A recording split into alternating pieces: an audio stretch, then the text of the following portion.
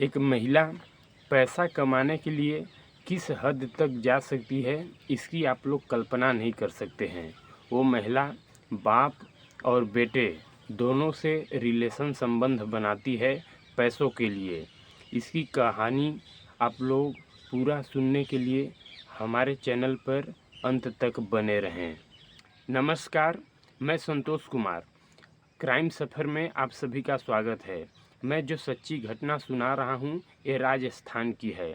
वहाँ पर एक व्यक्ति जिसका उम्र 26 वर्ष होता है, वह अपने माँ के साथ रहता है। व्यक्ति का नाम रवि प्रकाश होता है।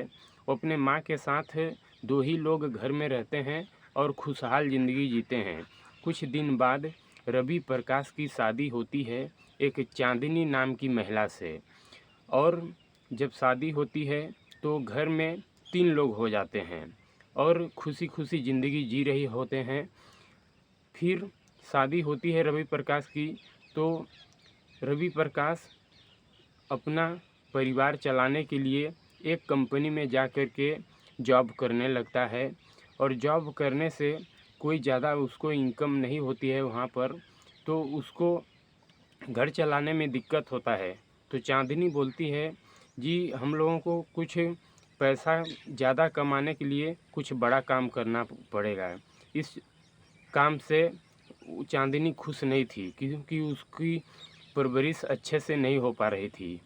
तो रवि प्रकाश को वो कहती है कि आप दूसरे जगह काम करिए जिससे ज़्यादा पैसा मिले। चांदनी को खुशहाल रखने के लिए रवि प्रकाश कई जगह पे कंपनियों में काम ढूंढता है और बदल बदल के काम करता है, पर चांदनी के मुताबिक वो पैसा नहीं कमा पाता था जिससे चांदनी खुश रहे उस घर में। फिर एक दिन चांदनी रवि प्रकाश के माँ को कुछ बुरा भला सुना देती है और लड़ाई झगड़ा करती है, जिससे रवि प्रकाश की माँ रोने लगती है। और जब रवि प्रकाश कंपनी से काम करके शाम को घर आता है तो रवि प्रकाश की माँ खाना पीना खिला पिला के रवि प्रकाश को सुला देती है। और सुबह जब रवि प्रकाश उठता है तो रवि प्रकाश की माँ बोलती है कि बेटा तुम अपने बीवी को ले करके कहीं दूसरे जगह चले जाओ। हमें लगता है कि इसकी इच्छा यहाँ पर पूरी नहीं हो पा रही है जिस तरह से ये ज़िंदगी जीना चाहती है। तो रवि प्रकाश कुछ नहीं बोलता है। वो अपने आँखों में आंसू ले करके वो अपने बीवी को चांदनी को ले करके पंजाब चला जाता है। और उसकी माँ बोलती है कि हम यहाँ अपने आप को देख लेंगे, तुम चले जाओ। तो वो चांदनी को लेकर के पंजाब चला जाता है। पंजाब जाने के बाद एक जगह कमरा लेता है और उस कमरे में वो शिफ्ट हो जाता है, रवि प्रकाश और चांदनी दोनों। इधर रवि प्रसाद है पंजाब में जा कर के अपने लिए जॉब ढूंढना शुरू कर देता है। आखिरकार वो जॉब पा जाता है और जॉब पर शिफ्ट हो जाता है। दिन मान का उसका ड्यूटी होता है, दिन भर काम करता, शाम को अपने घर आ जाता था। इस तरह से ज़िंदगी चल रही थी। उधर चांदनी की पड़ोस में रहने वाली एक महिला से दोस्ती हो जाती है और वह महिला उसी गांव के पंजाब में ही एक जगह प्लास्टिक कारखाने में काम कर रही होती है। तो चांदनी एक दिन बोली उस महिला से कि तुम जहाँ पर काम करती हो वहाँ पर मेरे लिए भी काम ढूंढ दो, ताकि हम भी करेंगे तो हमारे घर का खर्चा आसानी से चलने लगेगा और कुछ पैसे भी बचेंगे। तो चांदनी की जो सहेली होती है वो बोलती है ठीक है, मैं इसके लिए कंपनी में बात करूँगी, पर तुम अपने पति से पूछ लेना कि वह तुमको काम करने जाने देंगे या नहीं जाने देंगे। फिर जब रवि प्रसाद जॉब से घर आता है तो चांदनी बोलती है कि जहाँ पर हमारी सहेली काम करती है वहाँ पर क्या मैं भी जा कर के काम करूँगी, तो 2-4 पैसे मिलेंगे तो काफ़ी अच्छे से हमारा गुजर बसर हो जाएगा। तो रवि प्रसाद तो इसके लिए साफ मना कर देता है, पर चांदनी के बार बार कहने पर और जिद करने पर वो मान जाता है कि अच्छा ठीक है, तुम भी जॉब करने जाया करो। फिर दूसरे दिन चांदनी अपने सहेली से बोलती है कि हमारे पति मान गए हैं, तुम मेरे लिए भी काम करने के लिए बात करके आना। तो दूसरे दिन उसकी सहेली जब जाती है तो वह बात करती है, तो वहाँ रहने वाले जो मालिक होते हैं वो मान जाते हैं। फिर चांदनी भी अपने सहेली के साथ एक प्लास्टिक कारखाने में काम करना शुरू कर देती है। चांदनी और विनोद जब दोनों अपने अपने फैक्ट्री में जॉब करने लगते हैं तो इनकम होने लगता है, तो दोनों काफ़ी खुश थे और चांदनी के शौक श्रृंगार पूरे हो रहे थे, तो वो बिल्कुल बहुत प्रसन्न थी। कुछ दिन का समय बीतता है तो चांदनी का जो ड्यूटी था वो रात में हो जाती है और रवि प्रसाद जो था उसका ड्यूटी दिन में था। तो चांदनी रात को अपने जॉब पर आ जाती थी और रात में रवि प्रसाद अपने घर पर यानी कि रूम पर रहता था। तो इधर जब रात में ड्यूटी चांदनी की थी तो उस फैक्ट्री के जो मालिक थे उसके उम्र 35 साल था, नाम विनोद था। विनोद का नियत कुछ खराब होने लगता है चांदनी को देखकर, चांदनी के प्रति, क्योंकि चांदनी देखने में काफ़ी सुंदर थी, यंग थी, खूबसूरत जवान महिला थी। तो विनोद जो था उस फैक्ट्री का मालिक, वो चांदनी से नज़दीकियाँ बढ़ाना शुरू कर देता है और नज़दीकियाँ जब बढ़ाना शुरू कर देता है तो चांदनी भी इस बात को समझ जाती है और चांदनी भी विनोद से बात करना शुरू कर देती है। फिर दोनों की दोस्ती हो जाती है और रिलेशन संबंध बनाना शुरू कर देते हैं दोनों। ऐसे ही जब जब जी चाहता विनोद का और चांदनी का, वो दोनों आपस में रिलेशन संबंध बना लेते थे। ऐसे ही कुछ दिनों तक या कुछ महीनों तक चला।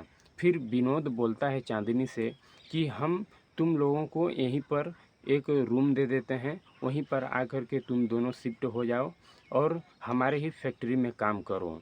तो चांदनी इस बात को सुनती है तो काफ़ी खुश हो जाती है और जब सुबह शाम को ड्यूटी करके सुबह अपने घर जाती है तो वह विनोद से बोलती है कि हमारे मालिक इस तरह से बोले हैं कि हम अपने ही फैक्ट्री में तुम दोनों को काम दे देंगे और एक रूम दे देंगे, वहीं पर तुम दोनों आकर के शिफ्ट हो जाओ और हमारे ही कंपनी में जॉब करो। एक दिन विनोद को किसी काम के लिए बाहर जाना होता है, तो उस फैक्ट्री को देख रेख करने के लिए विनोद के पिता यानी कि सत्यजीत सिंह आते हैं और वो सूट बूट और 4 व्हीलर गाड़ी से आते हैं। तो जब वो कंपनी पे आते हैं तो चांदनी देखती है, तो चांदनी के मन में होता है कि क्यों न इनको भी फंसाया जाए अपने जाल में और कुछ पैसा ऐंठा जाए। तो चांदनी सत्यजीत सिंह से मीठी मीठी बात करना शुरू कर देती है और बात करना शुरू कर देती है तो सत्यजीत सिंह भी उसके बात को समझ जाते हैं और वो भी बात करना शुरू कर देते हैं और बात यहाँ तक जाती है कि दोनों रिलेशन संबंध भी बना लेते हैं और इस तरह से वो भी रिलेशन संबंध बनाना शुरू कर देते हैं। उधर चांदनी उसके बेटे यानी कि विनोद से भी रिलेशन संबंध बना रही होती है। तो एक दिन का समय आता है कि चांदनी और रवि प्रसाद दोनों पति पत्नी का जो ड्यूटी था वो दिन में था। तो इधर सत्यजीत सिंह चांदनी से रिलेशन बनाना चाहता था, पर चांदनी और रवि प्रसाद जो थे उन दोनों का ड्यूटी दिन में ही था, तो ऐसे में सत्यजीत सिंह को मौका नहीं मिलता था रिलेशन बनाने के लिए। तो चांदनी एक दिन रवि प्रसाद से बोली कि तुम जाओ ड्यूटी, आज हम नहीं जाएंगे। तो चांदनी अपने रूम पर ही रुक जाती है और रवि प्रसाद जॉब करने के लिए फैक्ट्री में चला जाता है। तो जब रवि प्रसाद दिन भर का थका हुआ शाम को घर अपने जाता है तो जा कर के वो खाना पीना खा कर के सो जाता है और फिर रात में सत्यजीत सिंह जो थे वो चांदनी के घर पर जाते हैं और घर पर जाते हैं तो चांदनी दरवाज़ा खोल देती है और दरवाज़ा खोलने के बाद सत्यजीत सिंह चांदनी से रिलेशन संबंध बनाना शुरू कर देते हैं और रवि प्रसाद जो थे वो सो गए होते हैं। फिर उसी रात में जब सत्यजीत सिंह रिलेशन बना रहे होते हैं चांदनी से, तो उसी रात में उसके बेटे यानी कि सत्यजीत सिंह के बेटे विनोद जो थे वो भी फ़ोन करते हैं चांदनी के पास कि हमको तुमसे मिलना है और बात करना है। तो चांदनी जो है फ़ोन काट देती है, और फ़ोन जब काट देती है, फ़ोन काटने के बाद रिलेशन संबंध बनाती है विनोद के पिता से। फिर वो जो विनोद था वो चांदनी के घर पर चला जाता है, और चांदनी के घर पर चला जाता है तो खिड़की से झांकता है तो अंधेरा रहता है। तो एक गमला रखा होता है, वो गमला गिर जाता है।